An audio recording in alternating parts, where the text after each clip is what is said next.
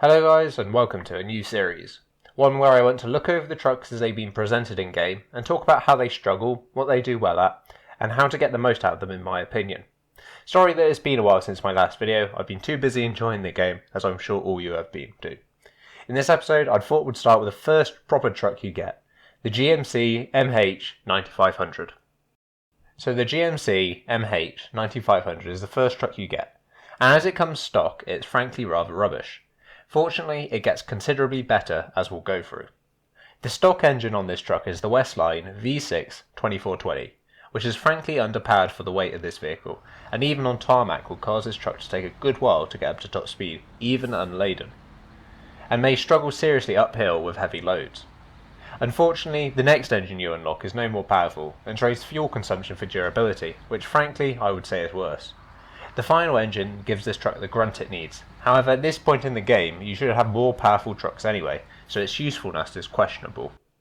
Two major plus points to this truck is the high suspension, which does become enormous with the raised kit, and the tyres.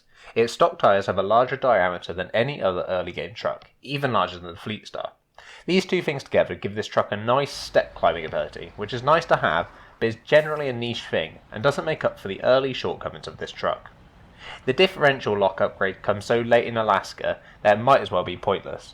Although once you do have it and every other off-roading upgrade, I have to say this truck isn't terrible at off-roading. Its large tyres distribute its weight quite nicely, and its engine does have the grunt to push it through mud.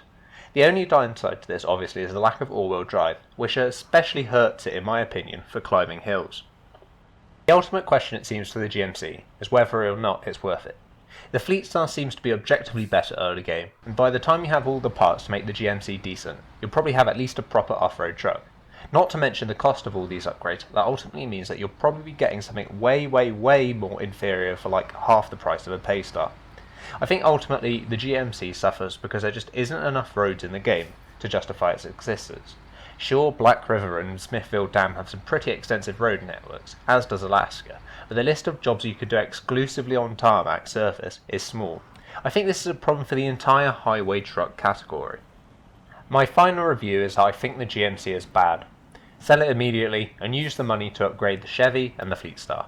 Maybe buy it again later when you have the upgrade parts and are more cash rich and have the cash to spare. Thank you for watching the first part of this new series everyone. I'm not sure if I'll be covering every truck in the game, but we'll see how people enjoy this. Due to the fact that this is a more opinionated series, I'd definitely like to hear from you guys in the comments. Did you guys actually think this thing was great in the early game or what? Please comment down below and let me know. Thank you for watching and take it easy.